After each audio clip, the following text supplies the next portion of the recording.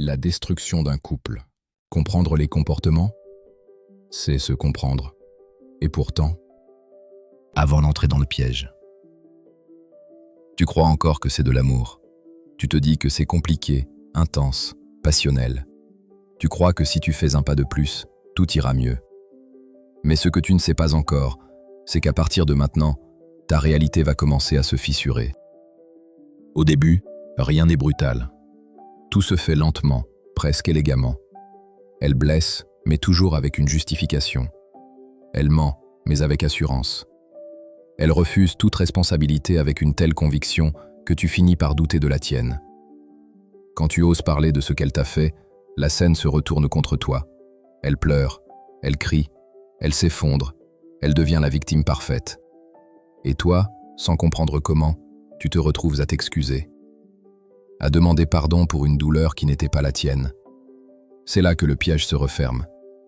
Ta réalité est attaquée, démontée pièce par pièce. Ce que tu ressens est nié, ce que tu vois est contesté, ce que tu es commence à se fissurer. La domination ne passe pas par la violence visible, mais par une guerre psychologique silencieuse qui te fait perdre tout repère intérieur.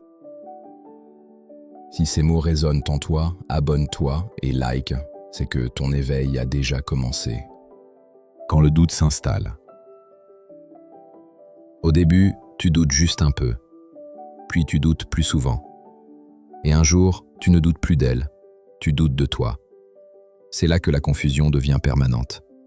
Et quand la confusion s'installe, la destruction peut commencer.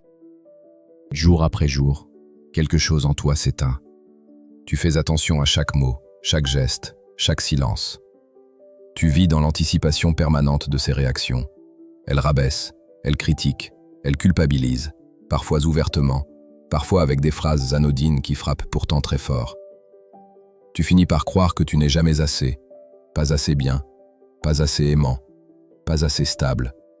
Tu t'excuses d'exister, tu ravales tes émotions parce qu'elles dérangent. Ta peur de la perdre devient plus forte que le respect que tu te dois. L'énergie que tu avais pour vivre est absorbée par la relation. Tes limites disparaissent, ton identité se dilue. Tu ne te reconnais plus dans le miroir.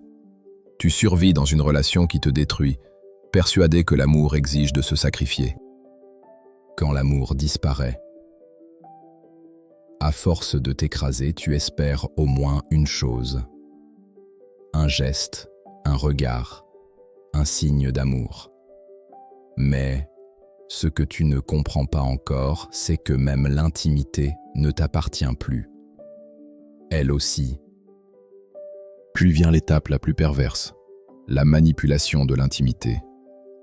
L'amour devient conditionnel, la tendresse est retirée, le corps se ferme, le silence devient une punition. L'intimité n'est plus un lien, mais une récompense ou une sanction.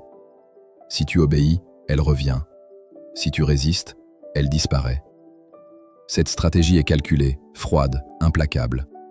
Elle crée une dépendance affective extrême, car tu associes inconsciemment l'amour à la soumission. Pour retrouver un regard, un contact, une caresse, tu acceptes l'inacceptable. Tu te renies, tu t'écrases. Ce qui devait être un espace de sécurité devient un moyen de contrôle absolu. Et plus tu souffres, plus l'emprise se renforce, jusqu'à te faire croire que sans elle, tu n'es rien. Le moment du réveil. Et puis un jour, au milieu du vide, une pensée surgit, silencieuse, violente. Pourquoi aimer devrait-il faire aussi mal?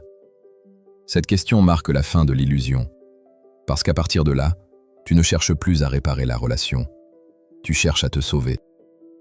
La sortie commence le jour où tu comprends une vérité brutale. Elle ne changera pas. Pas parce que tu n'as pas assez aimé, mais parce que le pouvoir est plus important que le lien. Pour l'empathe, c'est un choc violent. Il faut accepter que l'amour ne sauve pas tout, et que la compassion sans limite devient une autodestruction. Se protéger, c'est arrêter de se justifier, c'est reprendre sa réalité, c'est poser des limites qui ne demandent plus la permission. Parfois, la seule issue est le départ, sans explication, sans débat, sans regard en arrière. La reconstruction est longue, mais possible. Elle commence quand tu rediriges ton énergie vers toi-même, Quand tu réapprends que l'amour ne fait pas mal, ne humilie pas, ne détruit pas. Une relation saine élève. Tout le reste n'est que violence déguisée. Après la Renaissance. Se relever ne fait pas de bruit, mais c'est l'acte le plus courageux qui soit. Parce que quand tu sors de l'emprise, tu ne redeviens pas celui que tu étais avant. Si ces mots résonnent en toi, abonne-toi et like, c'est que ton éveil a déjà commencé.